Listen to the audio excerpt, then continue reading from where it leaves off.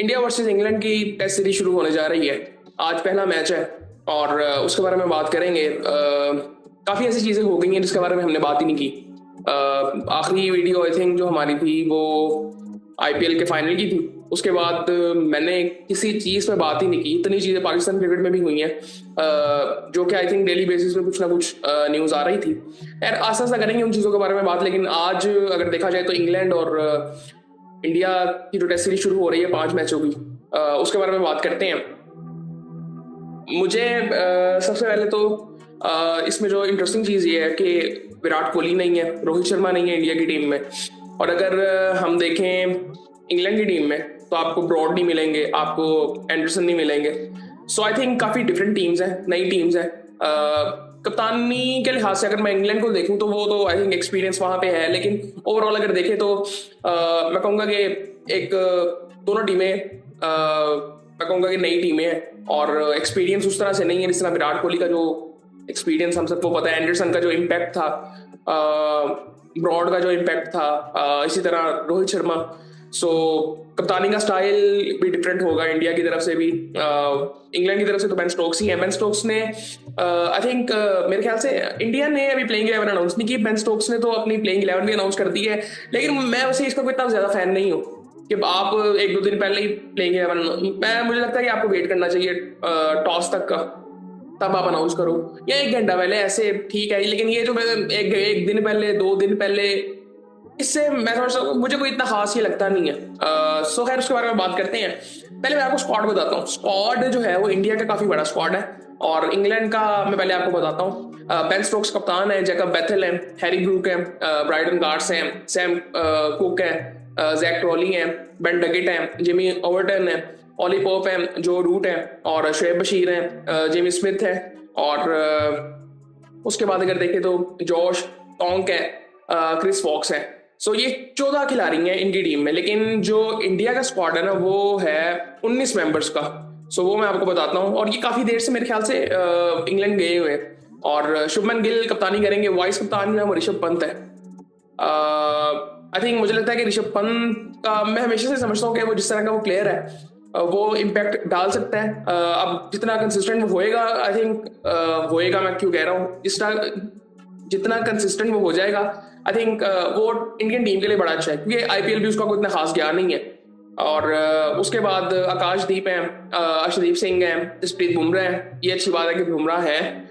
उसके बाद अभिमन्यु ईश्वरन है, हर्षित राणा है, रविंद्र जडेजा है, यशस्वी जायसवाल है, ध्रुव जुरेल है, कुलदीप यादव है, मोहम्मद सिराज है, करुण नैयर है।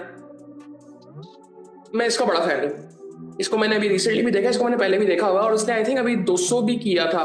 मेरे ख्याल से 200 किया था या 200 के करीब कोई रन्स बनाए थे इसने। ये मेरे ख्याल से प्रैक्टिस मैचेस में खेल रहा था इंग्लैंड में पहले से आके, या कोई काउंटी खेल रहा था मेरे ख्याल से। सो मुझे वैसे बड़ा पसंद है, इसकी तकनीक मुझे बड़ी जबरदस्त लगती है। उसके बाद जो है वो नीतीश कुमार रेड्डी है। इसकी हमने एक इनिंग देखी थी ऑस्ट्रेलिया में, अच्छा प्लेयर है। और उसके बाद प्रसिद्ध कृष्ण है, के राहुल है, साई सुदर्शन है, शार्दुल ठाकुर है, वॉशिंगटन सुंदर है। सो जो साई सुदर्शन भी है जिसके बारे में हमने बहुत बात की थी आईपीएल में, जितना ये कंसिस्टेंट है, मेरे ख्याल से टॉप स्कोरर भी यही था शायद।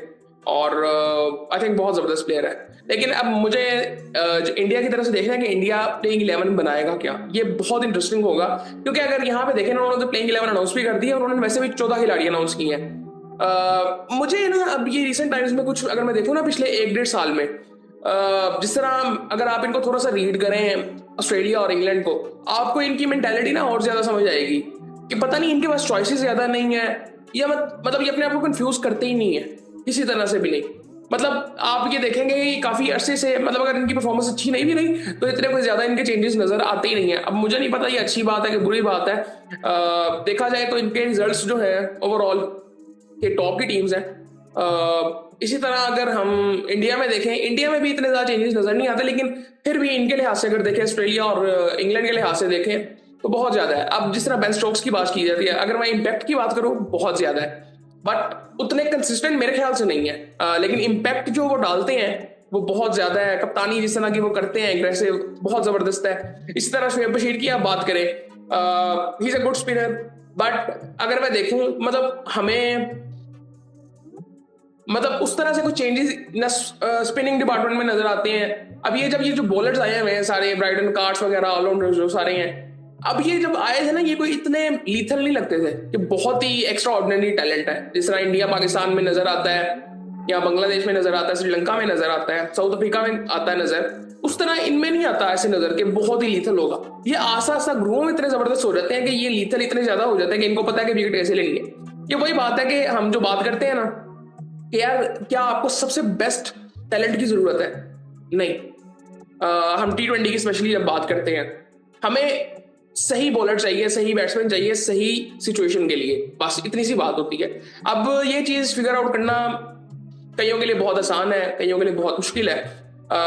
हमारी अगर साइड ऑफ द रीजन में देखा जाए तो मुझे लगता है कि हम ज्यादा कॉम्प्लेक्स करते हैं। अब मैं ये नहीं कहूंगा कि ये अच्छी बात है या बुरी बात है, उसकी वजह कुछ ऐसी है कि अब मुझे ना कुछ ये जो डिसीजन मेकिंग की जिस तरह गोरे करते हैं ना इंग्लैंड और ऑस्ट्रेलिया, मुझे कई दफा पसंद नहीं भी आते कि यार आप बिल्कुल भी नहीं, मतलब अभी मैं आपको बताऊं उस्मान ख्वाजा ने कितने अरसे से परफॉर्म नहीं किया।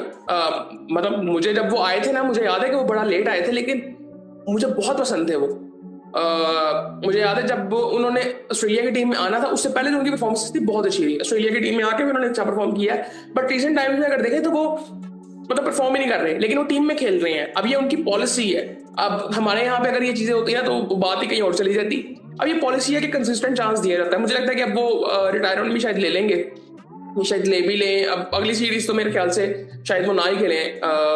38 साल उनकी उम्र भी हो गई हुई है।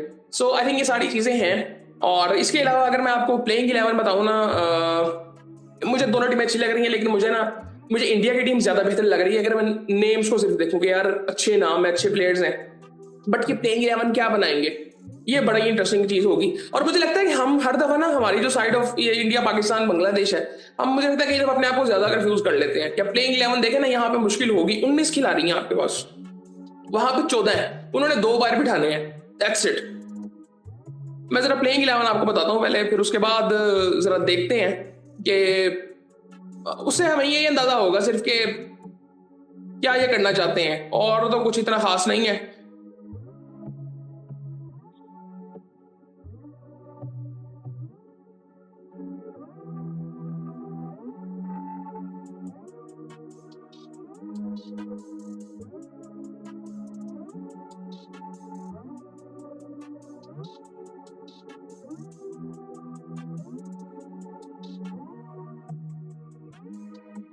प्लेइंग 11 की अगर बात करें इंग्लैंड की, तो पहले टेस्ट के लिए जैक क्रॉली, बेन डकेट अभी ओपन तो करेंगे। ऑली पॉप है, जो रूट है, हैरी ब्रूक है, फिर बेन स्टोक्स है, फिर उसके बाद जिमी स्मिथ है, क्रिस वॉक्स है, ब्राइटन कार्स है, जो स्ट्रॉन्ग है, और शुएब बशीर है। अब ब्राइटन कार्स ये मतलब ये 9वां नंबर है, यहां तक इनके ऑलराउंडर बड़े बड़े, ये टेस्ट मैचेस है। सो आई थिंक अब क्रिस वॉक्स को भी अगर आप देखें तो वो ठीक है, बॉलिंग ऑलराउंडर है, बट ये इनकी देखें, इनकी बैटिंग जाती कहाँ तक है, मतलब इनका सोचना इस तरह तो मेरे ख्याल से ऑस्ट्रेलिया में नहीं करती। वो भी अपने 3 पक्के बॉलर खिलाते हैं, लेकिन उनके जिस तरह बॉलर भी, जिस तरह स्टार ने भी 50 किया था फाइनल में, WTC के फाइनल में। अच्छा, उसके बारे में भी हमने बात नहीं की, करेंगे उसके बारे में बात, मुझे लगता है करनी चाहिए उसके बारे में बात। जिस दिन वो फाइनल हुआ ना, पहले तो मैंने एक तो 3-4 दिन में वो 4 दिन चौथे दिन तक चला ही गया, और रिजल्ट्स भी आई थिंक जिस तरह के आए। खैर उसके बारे में करेंगे बात। मुझे उस दिन लगा कि मुझे बात करनी चाहिए, लेकिन मैं उस सिचुएशन में था नहीं कि मैं बना सकूं वीडियो। खैर ये प्लेइंग 11 थी इंग्लैंड की। सो मुझे ओवरऑल लगता है क्लैरिटी अगर देखी जाए, कंडीशंस वो इंग्लैंड को सूट बिल्कुल करेंगी। लेकिन जो अगर आप देखें कि इंडिया के पास भी अच्छे खिलाड़ी हैं, और बिल्कुल वो चैलेंज कर सकते हैं इनको। पिछली दफा भी आई थिंक सीरीज बराबर हुई थी इनकी, और पहला ड्रॉ हुआ था, उसके बाद फिर एक एक करके जीते थे, और एंड में 5 मैचेस की सीरीज जो थी वो बराबर हुई थी। उसमें आई थिंक बुमराह ने 23 आउट किए थे, और जो रूट के काफी रन थे, आई थिंक पता नहीं काफी 700 रन थे, पता नहीं काफी रन थे उसके। सो अब देखते हैं कि अभी आज मेरे ख्याल से पाकिस्तानी टाइम के मुताबिक 3 बजे शुरू होगा, इंडिया के टाइम के मुताबिक 3:30 बजे शुरू होगा। इंडिया के टाइम के मुताबिक 3:30 बजे होगा कि 2:30 बजे होगा? ढाई, आधे घंटे का फर्क है, पता नहीं आगे है कि पीछे है। सो ये सूरत हाल है। तो बाकी फिर आपसे बात होती है।